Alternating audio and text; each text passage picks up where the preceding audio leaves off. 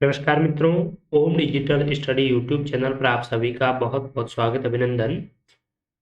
भारतीय संविधान और राज्य व्यवस्था की इस श्रृंखला के अंतर्गत हम राजस्थान लोक सेवा आयोग के द्वारा पूछे गए विगत परीक्षाओं में महत्वपूर्ण जो प्रश्न पूछे गए थे उनका हम डिस्कस कर रहे हैं। कल के सेशन में हमने आरपीएससी पीएसआई एग्जाम 2021 के पेपर का एनालिसिस किया और आज पीएसआई एग्जाम जो 14 सितंबर 2021 को आयोजित हुआ था उस पेपर में पूछे गए भारतीय संविधान और राजस्थान की राज्य व्यवस्था और प्रशासनिक व्यवस्था से जितने भी प्रश्न पूछे गए हैं उनका हम बेहतरीन तरीके से विश्लेषण करेंगे। जो आपकी अपकमिंग ईओ आरओ परीक्षा और असिस्टेंट प्रोफेसर परीक्षा, इसके अलावा आपकी आरएएस और पीएसआई, इन तमाम प्रतियोगी परीक्षाओं के लिए यह सीरीज अत्यंत है वो महत्वपूर्ण सिद्ध होने वाली है। तो आप नियमित तौर पर इस सेशन से जुड़े रहें। चलिए आज के प्रश्नों की शुरुआत है वो 18 नंबर क्वेश्चन से करते हैं। पॉलिटी से जुड़ा पहला क्वेश्चन है इस पेपर का, किस अधिनियम के द्वारा केंद्र में द्वैध शासन की स्थापना की गई। तो इसी प्रकार का सवाल कल के सेशन में भी हमने डिस्कस किया था। द्वैध शासन यहाँ केंद्र में पूछा है, तो केंद्र में द्वैध शासन की स्थापना भारत शासन अधिनियम 1935 के द्वारा की गई थी। ठीक है। और अगर राज्य में द्वैध शासन की स्थापना की बात करें तो राज्यों में द्वैध शासन की स्थापना भारत शासन अधिनियम 1919 में की गई थी। यह महत्वपूर्ण बात आपको ध्यान में रखना है। इसके अलावा भारत शासन अधिनियम 1935 में और महत्वपूर्ण जो प्रावधान था वो था प्रांतों को स्वायत्तता दे दी इन्होंने, प्रांतों को स्वायत्तता, प्रांत और संघ दोनों को स्वायत्तता दी। ठीक है। दूसरी बात है कि इन्होंने एक अखिल भारतीय सेवा, अखिल भारतीय संघ सेवा नहीं, अखिल भारतीय संघ की स्थापना का भी उल्लेख हमें भारत सरकार अधिनियम 1935 के अंतर्गत मिलता है। और अगर बात करें सांप्रदायिक निर्वाचन की तो सांप्रदायिक निर्वाचन भारत परिषद अधिनियम 1909 से संबंधित है। तो ये महत्वपूर्ण बातें आपको ध्यान में रखना है। नेक्स्ट है, सूची फर्स्ट को सूची सेकंड से सुमेलित कीजिए और नीचे दिए गए कूट की सहायता से सही उत्तर का चयन कीजिए। सूची फर्स्ट में दिए गए हैं भारतीय संविधान के प्रावधान और सूची सेकंड में दिए गए हैं विदेशी संविधानों से ग्रहण किए। यानी कि भारतीय संविधान के कौन से प्रावधान हैं वो किस विदेशी संविधान से ग्रहण किया गया है। तो भारत के बहुत से जो प्रोविजन है वो अलग अलग संविधानों से ग्रहण किया गया है और आधे से जो अधिक प्रावधान है, जो भाग हैं, वो आपके भारत सरकार अधिनियम 1935 से भी ग्रहित किए गए हैं। तो देखिए, भारत में जो विधि निर्माण की प्रक्रिया है, लॉ मेकिंग जो प्रोसीडर है, ये ली गई है ब्रिटेन के संविधान से। इसके अलावा भारत में जो संसदीय शासन प्रणाली है, ठीक है, संसदीय शासन प्रणाली, ये भी आपके ब्रिटेन के संविधान से ही ली गई है। न्यायिक पुनरावलोकन की बात करें, जुडिशियल रिव्यू की बात करें, तो ये आपके संयुक्त राज्य अमेरिका के संविधान से लिया गया है। इसके अलावा हमें पूछे कि अमेरिका के संविधान से और क्या क्या चीजें ली गई हैं, तो एक मूल अधिकारों का जो प्रावधान है, फंडामेंटल जो राइट दिए गए हैं नागरिकों को, तो मूल अधिकार का प्रावधान भी अमेरिका के संविधान से लिया गया है। इसके अलावा न्यायपालिका की स्वतंत्रता, यानी कि जो स्वतंत्र न्यायपालिका है, ये भी आपका कहां से लिया गया है, अमेरिका से लिया गया है। और सुप्रीम कोर्ट है, सुप्रीम कोर्ट की व्यवस्था भी अमेरिका के संविधान से ही ली गई है। इसके अलावा एक आपका उपराष्ट्रपति का पद है, ये भी अमेरिका के संविधान से ही प्रभावित है। तो इस प्रकार से बहुत सी महत्वपूर्ण जो चीजें हैं वो संयुक्त राज्य अमेरिका के संविधान से ग्रहण की गई हैं। और भारत में अगर PIL पब्लिक इंटरेस्ट लिटिगेशन की बात करें तो इनके जन्मदाता न्यायमूर्ति PN भगवती को माना जाता है। नेक्स्ट है स्वतंत्रता और समानता के सिद्धांत। तो स्वतंत्रता, समानता और भ्रातृत्व है, यानी कि बंधुता, ये जो 3 शब्द है ये फ्रांस के संविधान से लिए गए हैं और फ्रांस की जो राज्य क्रांति हुई थी उसमें भी स्वतंत्रता, समानता और बंधुत्व का नारा दिया गया था। ठीक है, तो स्वतंत्रता, समानता और का जो सिद्धांत है ये आपके फ्रांस के संविधान से ग्रहण किया गया है। और अवशिष्ट शक्तियां की बात करें तो ये आपका कनाडा का संविधान अवशिष्ट शक्तियों का प्रावधान लिया गया है। भारतीय संविधान में एक नाम मिलता है यूनियन, यानी कि संघ। तो यूनियन जो शब्द है ये यूनियन शब्द कनाडा के संविधान से लिया गया है और कनाडा की जो संघीय व्यवस्था है उसी संघीय व्यवस्था को भारत में है वो स्थापित किया गया है। और भारतीय संविधान में जो संघ सूची, राज्य सूची, समवर्ती सूची, इसके अलावा जो आपकी रेजिडुअल पावर है, अवशिष्ट जो शक्तियां हैं, ये जो अवशिष्ट शक्तियां संघ में निहित होगी तो ये अवशिष्ट शक्तियों से संबंधित जो प्रावधान है ये कनाडा के संविधान से लिया गया है। और संघात्मक शासन के अंतर्गत जो आपका राज्यपाल की नियुक्ति है, राज्यपाल की राष्ट्रपति के द्वारा जो नियुक्ति है, तो राज्यपाल ये भी आपका कनाडा के संविधान से ही ग्रहण किया गया है। तो ये कुछ महत्वपूर्ण चीजें संविधान के जो स्रोत है वो आपको ध्यान में रखना है। इसके अलावा राज्यों के जो नीति निर्देशक तत्व है वो आपके आयरलैंड के संविधान से ग्रहण किए गए हैं। ठीक है, तो यहाँ पर अगर सही उत्तर की बात करें तो एक में आपका सही कौन सा हो जाएगा, विधि निर्माण की प्रक्रिया, एक में बी है, यानी कि 1 और 2 दोनों में है। न्यायिक पुनरावलोकन 2 में सी है, इसमें भी है, इसमें है। स्वतंत्रता और समानता का जो सिद्धांत है वो 3 में ए है, यानी कि इसका राइट आंसर अगर कूट में देखा जाए तो विकल्प 3 इसका सही उत्तर हो जाएगा। ठीक है, नेक्स्ट है सोनानी नस्ल की भेड़ राजस्थान के किस जिले में पाई जाती है। तो ये जीके का सवाल है, हमने बहुत बार डिस्कस भी किया है मैराथन वीडियोज में। सोनानी, जिसे चनौथर के नाम से भी जाना जाता है, उदयपुर में यानी कि दक्षिणी राजस्थान में पाई जाने वाली भेड़ों की नस्ल है। नेक्स्ट है ये कथन किसका है, मैं आपके इस विचार से सहमत हूं कि यद्यपि हमारे संविधान में ऐसे उपबंधों का समावेश भी है जो केंद्र को ऐसी शक्ति प्रदान कर देते हैं जिनमें प्रांतों की स्वतंत्रता समाप्त सी हो जाती है, फिर भी यह प्रसंगात्मक संविधान है, फिर भी यह एक फेडरल कॉन्स्टिट्यूशन है। तो ये संघात्मक संविधान के बारे में जो महत्वपूर्ण वक्तव्य है, स्टेटमेंट है, ये डॉक्टर भीमराव अंबेडकर जी का है। तो यहाँ राइट आंसर हो जाएगा 3 भीमराव अंबेडकर। तो इस प्रकार के महत्वपूर्ण जो स्टेटमेंट है भारतीय संविधान के संबंध में हो, भारतीय संविधान के जो संवैधानिक उपचारों के संबंध में हो, संविधान की प्रस्तावना से संबंधित हो, या भारत की जो संघीय शासन व्यवस्था है इससे संबंधित हो, तो यह चीजें आपको ध्यान में रखना है। बहुत बार ये सवाल इस प्रकार से भी आपको पूछे जाते रहे हैं।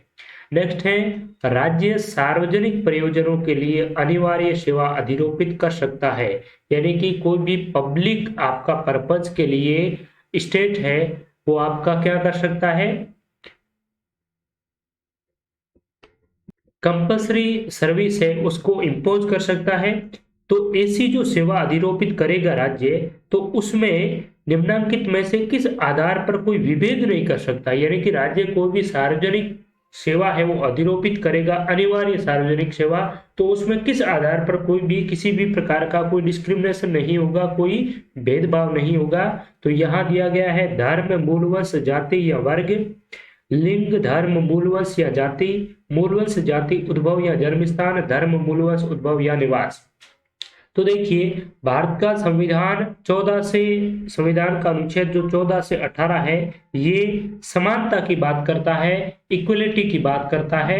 ठीक है, और इसमें अगर बात करें अनुच्छेद 15 की, तो उसमें धर्म, जाति, लिंग, जन्मस्थान और मूलवंश इत्यादि के आधार पर विभेद का प्रतिषेध किया गया है। और अनुच्छेद जो 16 है उसमें लोक नियोजन में अवसर की समानता में भी इस प्रकार का जो डिस्क्रिमिनेशन है उसको विरोध किया गया है, उसका कि भेदभाव इस प्रकार से नहीं होगा। तो यहाँ आपका पूछा है कि सार्वजनिक प्रयोजन में कोई भी अगर राज्य सर्विस इंप्लीमेंट करता है तो उसमें धर्म, मूलवंश, जाति या वर्ग के आधार पर किसी भी प्रकार का कोई डिस्क्रिमिनेशन नहीं होगा। यहाँ पर 2 क्यों राइट नहीं है, 2 में लिंग दिया हुआ है, यानी कि सेक्स, मेल या फीमेल। तो मेल या फीमेल के आधार पर कुछ अलग अलग प्रोविजन हो सकते हैं, महिलाओं को कुछ विशेषाधिकार भी प्रदान किए जा सकते हैं, बच्चों के लिए भी कुछ विशेष अधिकार है वो प्रदान किए जा सकते हैं। ठीक है, तो यहाँ पर अगर सार्वजनिक प्रयोजन की बात आई तो सार्वजनिक प्रयोजन में आपका लिंग का डिस्क्रिमिनेशन है वो हो सकता है, सार्वजनिक प्रयोजन के लिए कोई भी सर्विस के संबंध में। तो यहाँ भारतीय संविधान का मूल अनुच्छेद हम देखते हैं। देखिए अनुच्छेद 14 है इक्वलिटी बिफोर लॉ, यानी कि कानून के समक्ष समानता की बात की गई है। और अनुच्छेद 15 में कहा गया है कि prohibition of discrimination on grounds of religion, race, caste, sex और प्लेस ऑफ बर्थ, यानी कि रिलीजियन धर्म, मूल वंश, रेस यानी कि मूल वंश, कास्ट यानी कि जाति, सेक्स यानी लिंग या जन्म स्थान, इसके आधार पर किसी भी प्रकार का भेदभाव नहीं होगा, यानी कि विभेद को प्रतिषेध किया गया है। और ये आपका सार्वजनिक अगर कोई भी स्थान है, ठीक है, तो सार्वजनिक स्थान पर इस प्रकार का कोई विभेद है वो नहीं होगा। तो इसमें क्या लिखा गया है, रिलीजियन है, रेस है, कास्ट है, सेक्स है और प्लेस ऑफ बर्थ है। तो आप कहेंगे इसमें सेक्स भी है, तो इसमें है बिल्कुल, लेकिन प्रश्न में पूछा गया है कि कोई सेवा इंप्लीमेंट करता है स्टेट, तो सेवा के संबंध में आपका सेक्स डिस्क्रिमिनेशन है वो हो सकता है। ठीक है, और अगर आपसे पूछा जाए कि लोक नियोजन में, अगर लोक नियोजन होता है यानी कि कोई भी सरकार के द्वारा कोई भर्ती की जाती है, ठीक है, तो उस भर्ती में आपका लिंग भी उसके आधार पर भेदभाव है वो नहीं होगा। ठीक है, और ना ही जन्म स्थान के आधार पर होगा, ना ही मूल वंश के आधार पर और ना ही उद्भव के आधार पर होगा। यानी कि कोई विदेशी राष्ट्र का कोई नागरिक है तो वो भी भारत में सरकारी है वो नौकरी प्राप्त कर सकता है, उसके आधार पर विभेद को प्रतिषेध है वो किया गया है, किसी भी प्रकार का डिस्क्रिमिनेशन है वो नहीं होगा। तो ये किस अनुच्छेद में है, अनुच्छेद 16 में ये बात है वो हमें देखने को मिलती है। तो यहाँ देखिए आप, equality of opportunity in matters of public employment, there shall be equality of opportunity for all citizen, यानी कि सभी नागरिकों को किसके एम्प्लॉयमेंट यानी कि रोजगार के संबंध में या फिर अपॉइंटमेंट यानी कि नियुक्ति के संबंध में स्टेट में। तो यहाँ देखिए no citizen are on ground only religion, race, caste, sex, descent, place of birth, यानी कि यहाँ पर उद्भव के बारे में भी बात कही गई है। तो ये चीजें आपको सीक्वेंस वाइज ध्यान में रखना है कि लोक नियोजन में अवसर की क्षमता है वो किसको किसको प्रदान की गई है। तो ये रिलीजियन, रेस, कास्ट, सेक्स और डिसेंट, इसके अलावा प्लेस ऑफ बर्थ। ठीक है, तो यहाँ पर अगर इस प्रश्न में हम बात करें देखने की, तो इसमें दिया गया है उद्भव और जन्म स्थान। तो उद्भव अगर कोई भी सेवा अधिरोपित करता है राज्य, तो सेवा में अगर उद्भव से संबंधित डिस्क्रिमिनेशन नहीं करेगा तो विदेशियों को भी सरकारी जो आपकी कोई भी अनिवार्य सेवा है वो उनको प्रोवाइड करवानी पड़ेगी। ठीक है, तो ये इसमें उनके संबंध में यहाँ पर डिस्क्रिमिनेशन है, विभेद है। ठीक है, राज्य सार्वजनिक प्रयोजनों के लिए जो अनिवार्य सेवा अधिरोपित करेगा तो उसमें आपका ये राइट आंसर हो जाएगा धर्म, मूलवंश, जाति या वर्ग। ठीक है, तो ए इसमें राइट आंसर हो जाएगा। इसके अलावा आपका अनुच्छेद 15 और अनुच्छेद 16 में जो बात हमने अभी देखी वो आपको विशेष तौर पर ध्यान में रखनी है। ठीक है, तो यहाँ पर राइट जो आंसर है वो बोर्ड ने धर्म, मूलवंश, जाति और वर्ग को सही माना है। यहाँ पर ये जो लिंग है ये आ गया। ठीक है, अनुच्छेद 15 के अकॉर्डिंग तो लिंग भी सही है। ठीक है, लेकिन यहाँ पर 15 की बात नहीं हो रही है। 15 में तो सार्वजनिक जो आप किसी भी स्थान पर जैसे होटलों पर जा रहे हैं या फिर मंदिरों में जा रहे हैं, ठीक है, तो वहां पर आपको कोई डिस्क्रिमिनेशन है वो नहीं होगा। ठीक है, और दूसरी बात है मूलवंश, जाति, उद्भव। अगर बात करें 16 की, तो 16 में उद्भव का दिया हुआ है लोक नियोजन में अवसर की क्षमता, लेकिन यहाँ पर लोक नियोजन की बात नहीं हो रही है, सर्विस की बात हो रही है। राज्य सार्वजनिक प्रयोजन के लिए अनिवार्य सेवा अधिरोपित करता है, तो उस संबंध में ये चीज यहाँ पर दी हुई है। ठीक है, नेक्स्ट है लोकसभा का अध्यक्ष अपना त्याग पत्र किसको संबोधित करेगा। तो लोकसभा का जो अध्यक्ष है, स्पीकर है, वो अपना त्याग पत्र है ये लोकसभा के उपाध्यक्ष को संबोधित करता है। ठीक है, इसके अलावा भारत का जो राष्ट्रपति है वो अपना त्याग पत्र भारत के उपराष्ट्रपति को और उपराष्ट्रपति अपना त्याग पत्र भारत के राष्ट्रपति को सौंपता है। भारत का प्रधानमंत्री अपना त्याग पत्र भारत के राष्ट्रपति को देता है और भारत का उपराष्ट्रपति अपना त्याग पत्र राष्ट्रपति को। और अगर उपराष्ट्रपति से आपसे पूछ लिया जाए कि राज्यसभा का सभापति अपना त्याग पत्र किसको देता है, तो राज्यसभा का सभापति उपराष्ट्रपति जो होता है वो राज्यसभा का पदेन सभापति होता है, तो उपराष्ट्रपति सीधे तौर पर राष्ट्रपति को देगा। तो राज्यसभा का सभापति पूछे तो भी आप राष्ट्रपति बताएंगे। ठीक है, तो यहाँ पर राइट आंसर आपको ध्यान में रखना है 4।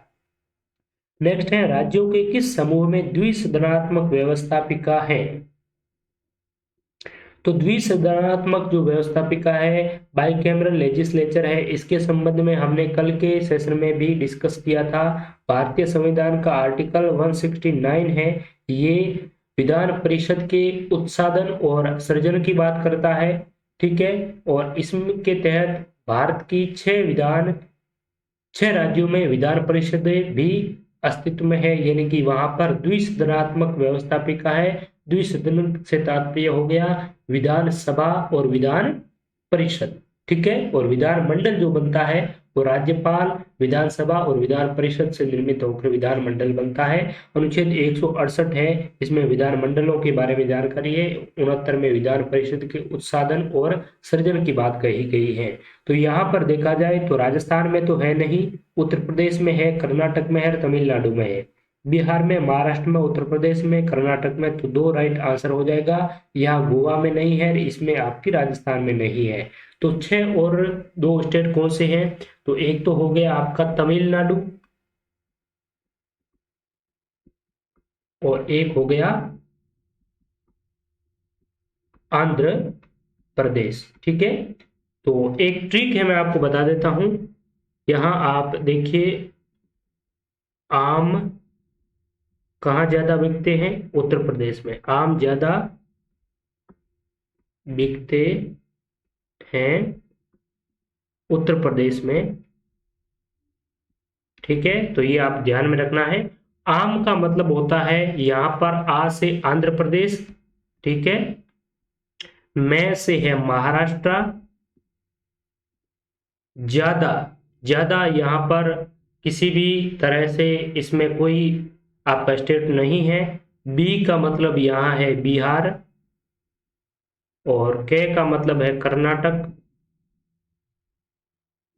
ठीक है, और तय का मतलब है तमिलनाडु और उत्तर प्रदेश आपका आ ही गया। तो आम ज्यादा बिकते हैं उत्तर प्रदेश में। ये आपकी ट्रिक है किसकी? विधान परिषद की। जिस जिस राज्यों में विधान परिषद है, तो आंध्र प्रदेश में, 2 महाराष्ट्र, 3 बिहार, 4 कर्नाटक, 5 तमिलनाडु और 6 आपका छठा उत्तर प्रदेश हो गया। ठीक है, और विधान परिषद अगर किसी राज्य में विधान परिषद का गठन किया जाना है तो अनुच्छेद 169 के तहत होता है। और विधान परिषद का गठन कौन करता है? तो संसद, ये आपको ध्यान में रखना है। विधान परिषद का गठन है वो संसद द्वारा किया जाता है। और संसद कब करेगी? जब संबंधित राज्य की विधानसभा इस प्रकार का, इस आशय का संकल्प पत्र पारित करके विधान यानी कि संसद में प्रस्तुत करेगी, तभी संसद उस पर विचार करके विधान परिषद का है वो गठन करेगी। और किसी राज्य में विधान परिषद का गठन किया जा चुका है और वहां की विधानसभा चाहती है कि हमारी जो विधान परिषद है उसको वापस से हटा दिया जाए, ठीक है, उसका उत्साधन कर दिया जाए, तो इस आशय का संकल्प पारित करके संसद को प्रस्तुत करेंगे, तो संसद के द्वारा विधान परिषद की समाप्ति भी की जा सकती है। ठीक है, और आपको ध्यान में रखना है कि विधान परिषद की उत्साधन या सर्जन के लिए जो संकल्प पारित किया जाएगा विधानसभा का, उस संकल्प में बहुमत क्या रहेगा? तो उसमें जो विधानसभा के जो सदस्य है उसका बहुमत, ठीक है, अगर राजस्थान में विधान परिषद गठित करनी हो तो विधानसभा के जो सदस्य की टोटल जो संख्या है वो 200 है, तो 200 का बहुमत कितना हो गया? 101, यानी कि कुल सदस्यों का बहुमत और उपस्थित और मतदान करने वाले सदस्यों का 2/3 बहुमत है। ठीक है, वो अगर इस प्रकार से इतने व्यक्ति यानी कि कुल विधानसभा के सदस्यों का बहुमत और उपस्थित और मतदान करने वाले सदस्यों का 2/3 बहुमत के द्वारा अगर संकल्प पारित हो जाता है विधानसभा से, तब संसद के पास में वो भेजा जाता है संकल्प पारित, और संसद अगर उस पर विचार करके संशोधन करते हुए किसी विधान परिषद का सृजन है वो कर सकती है। ठीक है, और विधान परिषद के लिए अगर संसद कोई संशोधन करेगी, सृजन करेगी, तो वो 368 के तहत संविधान संशोधन नहीं माना जाएगा। ये भी बात आपको ध्यान में रखना है। नेक्स्ट है, भारत के उच्चतम न्यायालय के न्यायाधीश को हटाने के लिए प्रस्ताव पारित करते हैं। तो भारत में उच्चतम न्यायालय के न्यायाधीशों को हटाने की जो प्रक्रिया है उसे महाभियोग प्रक्रिया कहा जाता है। ठीक है, और राष्ट्रपति को भी महाभियोग प्रक्रिया के माध्यम से हटाया जा सकता है। उच्चतम न्यायालय के न्यायाधीश को भी महाभियोग प्रक्रिया से हटाया जा सकता है। अगर उच्चतम न्यायालय के न्यायाधीश को हटाने का प्रस्ताव पारित करने की बात हो तो प्रत्येक सदन की कुल सदस्य संख्या के बहुमत द्वारा और उस सदन में उपस्थित और मत देने वाले सदस्यों के 2/3 बहुमत के द्वारा इस आशय का प्रस्ताव है वो पारित करना होगा, तभी आप उच्चतम न्यायालय के न्यायाधीश को हटा सकेंगे। ठीक है, तो ये है प्रत्येक सदन में, यानी कि दोनों सदन में सेपरेटली आपको इस प्रकार का प्रस्ताव पारित करना है। राज्यसभा में टोटल सदस्य संख्या का बहुमत और उपस्थित और मतदान करने वालों का 2/3 बहुमत, और यही प्रोसीजर लोकसभा में अपनाई जाएगी। ठीक है, तो ये आपका ध्यान में रखना है। अनुच्छेद विकल्प नंबर 4। और भारत में उच्चतम जो न्यायालय की बात है वो कौन से अनुच्छेद में की गई है, ये आप कमेंट करके बताएं। नेक्स्ट है, पंचायती राज उपबंधों द्वारा अनुसूचित क्षेत्रों में उनके लागू होने के संबंध में उपांतरण नियम 2011 के अंतर्गत निम्नलिखित में से कौन सी परिस्थिति में ग्राम सभा की विशेष बैठक बुलाई जा सकती है। तो अगर पंचायती राज व्यवस्था के अंतर्गत ग्राम सभा में कोई विशेष बैठक बुलानी हो, स्पेशल मीटिंग बुलानी हो, तब क्या करना पड़ेगा कि ग्राम सभा के जो कुल सदस्य हैं, कुल सदस्यों में से कम 5% या 25 सदस्य, और इसमें से जो भी अधिक हो, यानी कि 5% से, अगर टोटल सदस्यों का 5% अगर 25 सदस्यों से अधिक है तो ये अधिक वाला गिना जाएगा। ठीक है, तो इसमें से जो भी अधिक हो द्वारा सचिव को दी गई लिखित सूचना के आधार पर ग्राम सभा की विशेष बैठक बुलाई जा सकती है। और ये भी सवाल बहुत बार पूछा गया है कि ग्राम सभा में कौन सम्मिलित होते हैं, गांव के सभी नागरिक या गांव के मतदाता सूची में पंजीकृत जो नागरिक हैं वो ग्राम सभा के सदस्य होते हैं। तो ध्यान में रखना है कि ग्राम सभा के सभी नागरिक ग्राम सभा के सदस्य नहीं होते हैं।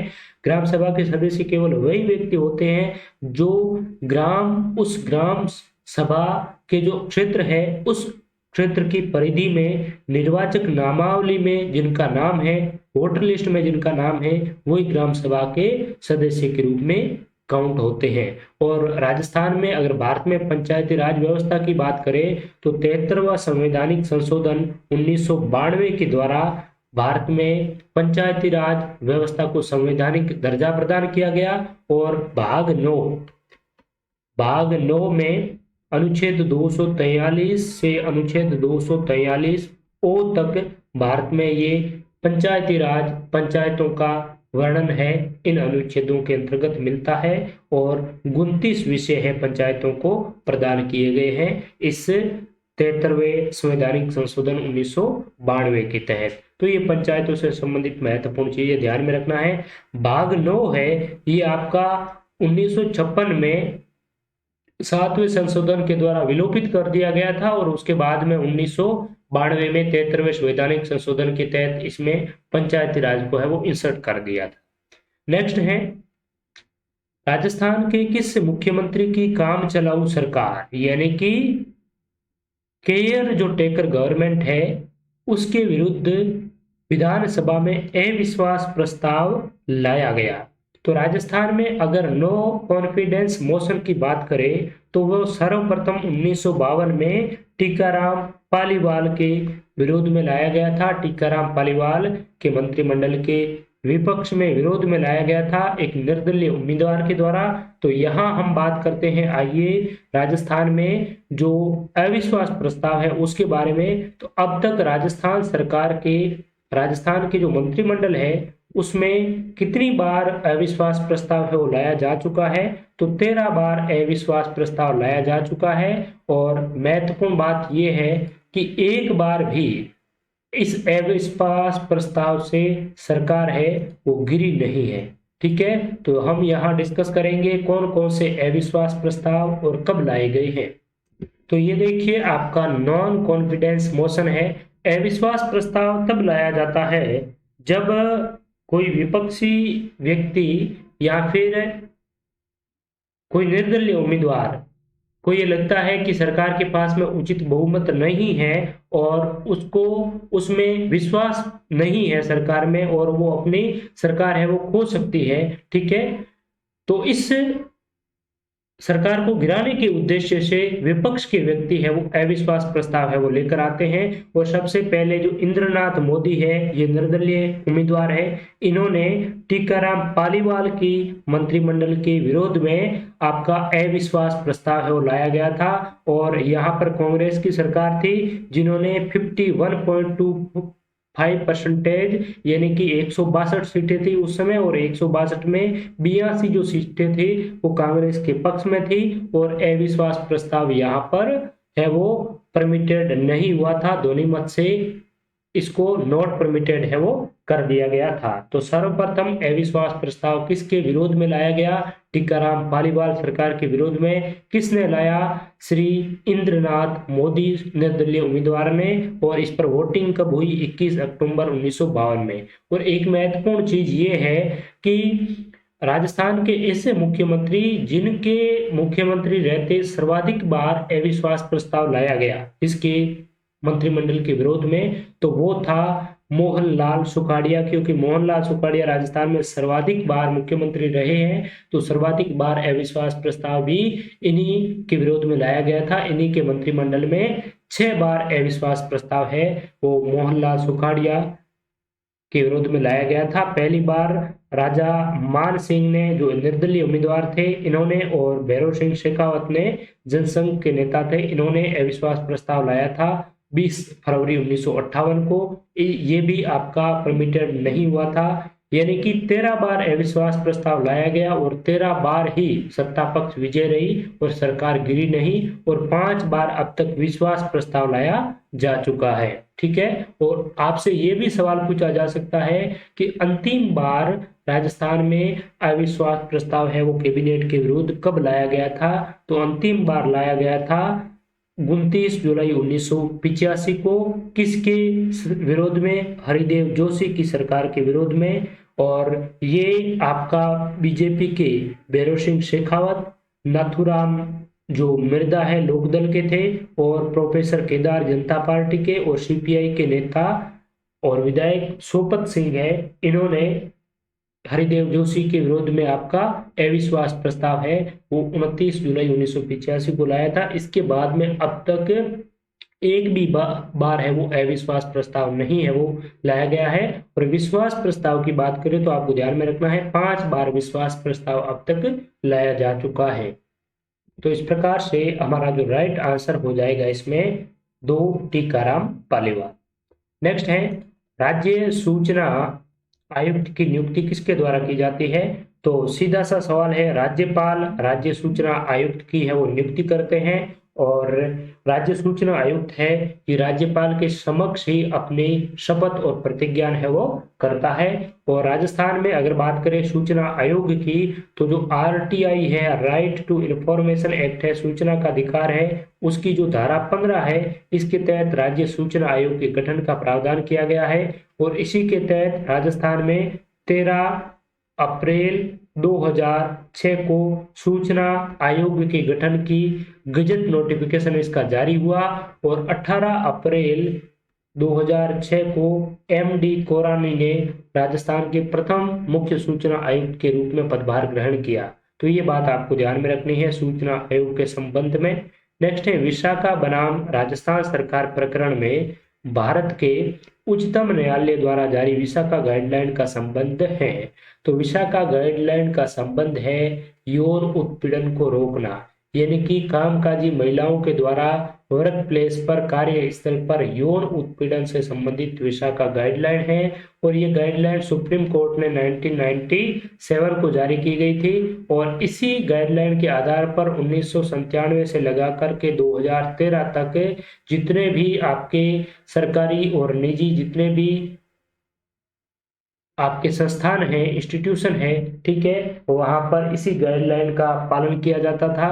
और इसमें पूरी की पूरी बात कही गई है कि एक स्त्री के साथ में किस प्रकार के जो कृत्य है उनको अपराध और आपका यौन उत्पीड़न के संबंध में माना जाएगा। तो उसकी सारी की सारी जानकारी आपकी विशाखा बनाम भारत सरकार और राजस्थान सरकार की जो गाइडलाइन है इसमें दिया गया है।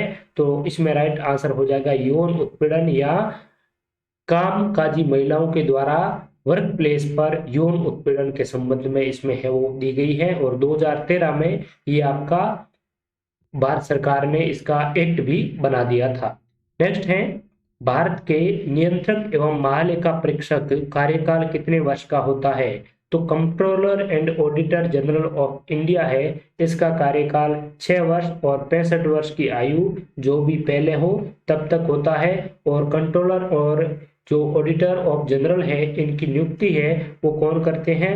राष्ट्रपति के द्वारा इनकी नियुक्ति होती है। कितने समय के लिए? 65 और 6 वर्ष जो भी आयु पहले हो तब तक इनकी नियुक्ति होती है।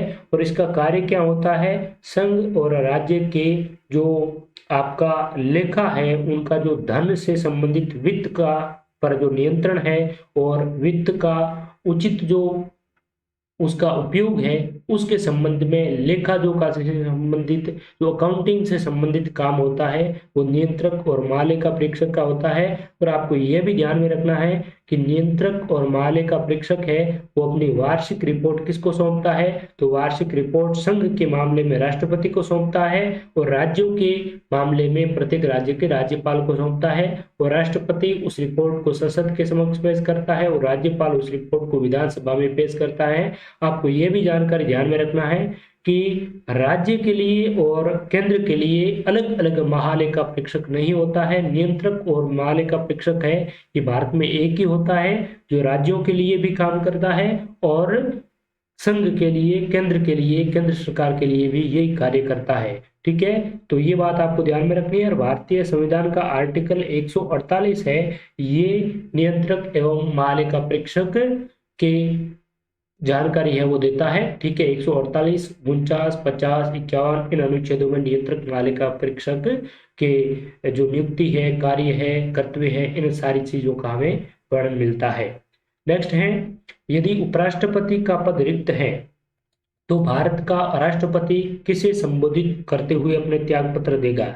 तो भारत के राष्ट्रपति के त्याग पत्र के संबंध में संविधान में केवल इतना ही कहा गया है कि राष्ट्रपति अपना त्याग पत्र है वो उपराष्ट्रपति को दे सकता है। अगर उपराष्ट्रपति का पद रिक्त है तो इस संबंध में संवैधानिक रूप से तो कोई प्रावधान है नहीं, लेकिन अगर उपराष्ट्रपति का भी पद रिक्त होता है, राष्ट्रपति का भी पद रिक्त होता है, तब राष्ट्रपति के पद पर कौन आसीन होगा?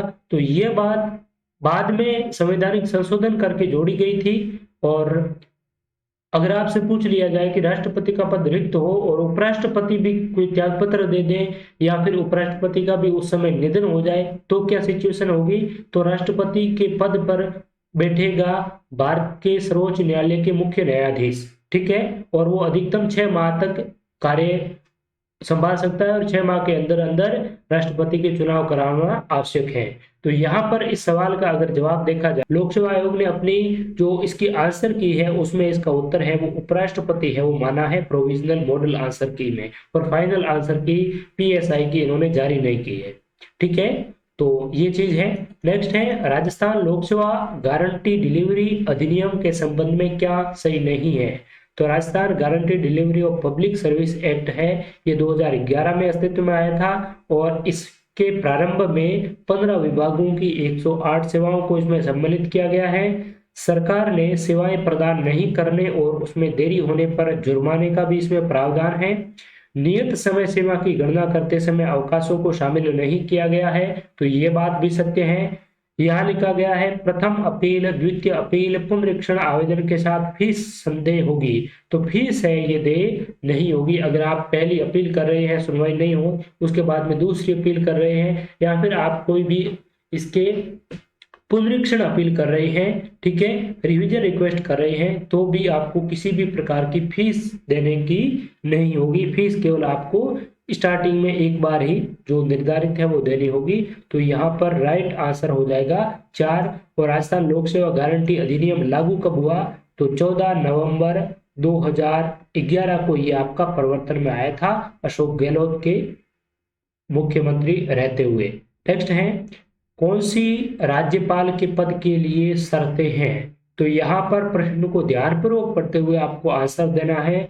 राज्यपाल पद की शर्तें पूछी है, यानी कि कंडीशन पूछी है। वह भारत का नागरिक है, वह संसद के किसी सदन का या किसी राज्य के विधानमंडल के किसी सदन का सदस्य नहीं होगा, वह अन्य कोई लाभ का पद धारण नहीं करेगा, वह 35 वर्ष की आयु पूरी कर चुका है। तो यहाँ पर शर्तें पूछी है, तो शर्तें इसमें वह संसद के किसी सदन का, किसी राज्य के विधानमंडल के किसी सदन का सदस्य नहीं होगा और वह कोई लाभ के पद धारण नहीं करेगा। ये दो, यहाँ इस विकल्प में दो शर्तें हैं, तो 2 और 3 यानी कि विकल्प 2 राइट आंसर हो जाएगा। बहुत से स्टूडेंट क्या कर देते हैं 1 2 3 4, और काफी किताबों में भी लिखा हुआ भी इसी प्रकार से मिलता है। राज्यपाल की पद के लिए शर्तें और अहर्ता है वो एक ही साथ में डाल दी जाती है, इसलिए आप लोग कंफ्यूज हो जाते हैं। ध्यान में रखना है, राज्यपाल पद के लिए अगर आपसे क्वालिफिकेशन पूछी जाए, अहर्ता पूछी जाए, तो वो अनुच्छेद 157 में दी गई है। और केवल कितनी क्वालिफिकेशन है? 2 अहर्ता है। एक तो ये है कि भारत का नागरिक होगा और उसकी आयु 35 वर्ष पूरी होगी, ठीक है, ये आपका अनुच्छेद 157 में है। और 158 में राज्यपाल पद के लिए बहुत सी शर्तों का यानी कि उस कंडीशन का वर्णन किया गया है कि वह संसद के किसी सदन का या राज्य के किसी विधानमंडल का सदस्य नहीं होगा। अगर सदस्य होता है तो जब से वह राज्यपाल का पद ग्रहण करेगा तब से वो जो पद है, जिस पद पर वो विधानमंडल के या फिर आपके संसद के किसी सदन का सदस्य है, तो उसी समय से वो पद है वो वहां से रिक्त माना जाएगा और वह किसी लाभ का पद ग्रहण है वो नहीं करेगा, ठीक है। तो यहाँ हम देखते हैं, आइए मूल अनुच्छेद में क्या वर्णन है इसके बारे में। तो संविधान के भाग 6 में राज्यों का वर्णन है और इसके अनुच्छेद 152 में राज्यों की डेफिनेशन, राज्यों की परिभाषा दी गई है। In this part unless the content otherwise require the expression state does not include the state of Jammu and Kashmir, ठीक है। तो यहाँ इसके बाद में आपका दूसरा जो अध्याय है इसमें एग्जीक्यूटिव यानी कि कार्यपालिका का वर्णन है और भारत में जो संवैधानिक कार्य, राज्यों का संवैधानिक कार्यपालिका का जो प्रधान है वो आपका कौन होता है? गवर्नर होता है। तो 153 अनुच्छेद में कहा गया है there shall be a governor of for each state, यानी कि प्रत्येक राज्य का एक गवर्नर होगा। और ये इसके अलावा 1956 में ये भी प्रोविजन कर दिया गया था कि एक ही गवर्नर 2 या 2 से अधिक राज्यों में भी हो सकता है। 154 में राज्यपाल की जो कार्यपालिका शक्ति के बारे में वर्णन है। 155 में राज्यपाल की अपॉइंटमेंट का वर्णन है, यानी कि प्रेसिडेंट वारंट और जो सील यानी कि हैंड सील के माध्यम से राज्यपाल की नियुक्ति करेगा। और 156 में राज्यपाल के जो पदावधि है इसके बारे में वर्णन मिलता है। और 156 अगर अनुच्छेद की बात करें 157, तो 157 में राज्यपाल पद के लिए क्वालिफिकेशन की बात कही गई है। Qualification of appointment as governor, यानी कि राज्यपाल के रूप में अगर किसी व्यक्ति को नियुक्त करना है, अपॉइंट करना है, तो उसके लिए क्या क्वालिफिकेशन होनी चाहिए? क्वालिफिकेशन को हिंदी में कहेंगे अहर्ता, ठीक है। तो क्वालिफिकेशन क्या है? यहाँ एक है सिटीजन ऑफ इंडिया, यानी कि भारत का नागरिक, और completed the age of 35 year, यानी कि 35 वर्ष की आयु का पूर्ण होना चाहिए और भारत का नागरिक होना चाहिए। केवल और केवल 2 क्वालिफिकेशन है। और कंडीशन की बात करें तो कंडीशन बहुत सी है, यानी कि पहली कंडीशन तो ये है कि वह किसी भी हाउस ऑफ पार्लियामेंट यानी कि संसद के किसी सदन का सदस्य नहीं होगा, और हाउस ऑफ लेजिस्लेचर यानी कि जो पहली अनुसूची में राज्य का जो विधानमंडल है उस विधानमंडल के किसी सदन का सदस्य नहीं होगा। अदर किसी सदन का सदस्य होता है, हाउस ऑफ पार्लियामेंट या फिर हाउस ऑफ लेजिस्लेचर, इसका अगर सदस्य होता है तो जब से वह राज्यपाल का पद ग्रहण करेगा तब से उस सीट को है वो वहां से रिक्त माना जाएगा। दूसरी यहाँ पर एक कंडीशन दी गई है कि गवर्नर है ये आपका किसी भी लाभ के पद को होल्ड नहीं करेगा, लाभ के पद को धारण नहीं करेगा। इसके अलावा यहाँ पर दिया गया है कि the governor shall be entitled without payment of rent of the use of official residence, यानी कि जो आवासीय राज्यपाल को जो आवास होगा उसके लिए राज्यपाल के द्वारा किसी भी भुगतान की आवश्यकता नहीं होगी, यानी कि हाउस रेंट नहीं देना पड़ेगा। और उन्हें विभिन्न प्रकार के वेतन और भत्ते हैं वो राज्यपाल के रूप में जो भी संसद है वो निर्धारित करे उसको समय समय पर है वो दिए जाएंगे। तो इस प्रकार की राज्यपाल की शर्तें हैं वो अनुच्छेद 158 में राज्यपाल पद के लिए कंडीशन है वो दी गई है। तो ये चीजें आपको ध्यान में रखना है, ठीक है। और 159 में राज्यपाल की शपथ के बारे में भी वर्णन किया गया है। और आपसे बहुत बार पूछ लिया जाता है कि राज्यपाल के शपथ और प्रतिज्ञा का वर्णन कहाँ मिलता है। बहुत से जैसे कि नियंत्रक और मालिका परीक्षक है वो तीसरी अनुसूची के तहत शपथ लेते हैं, लेकिन राज्यपाल है ये आपके शपथ लेते हैं अनुच्छेद 159 में इसका शपथ का प्रारूप डाला हुआ है और उसी के अकॉर्डिंग राज्यपाल शपथ लेता है, ठीक है। और अनुच्छेद 213 है ये महत्वपूर्ण है, राज्यपाल को अध्यादेश जारी करने की शक्ति अनुच्छेद 213 के अंतर्गत दी गई है। तो ये राज्यपाल के संबंध में कुछ महत्वपूर्ण फैक्ट थे जिन्हें आपको ध्यान में रखना है। तो आज के इस पेपर में भारतीय संविधान और जो राजस्थान की राजनीतिक और प्रशासनिक व्यवस्था थी उनसे संबंधित इतने ही प्रश्न थे जिनका हमने डिस्कस किया। कल के सेशन में आगामी पेपरों का इसी प्रकार से विश्लेषणात्मक रूप से डिस्कस करेंगे। तब तक के लिए आप सभी को बहुत बहुत शुक्रिया, धन्यवाद इस वीडियो को अंत तक देखने के लिए। वीडियो कैसा लगा आप कमेंट बॉक्स में अपनी प्रतिक्रिया और सुझाव अवश्य दें।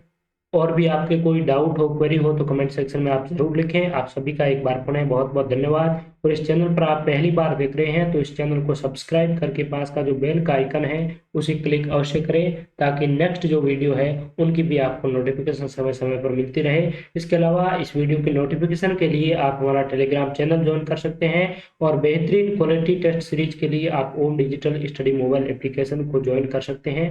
आप सभी का बहुत बहुत धन्यवाद। Thank you so much to all.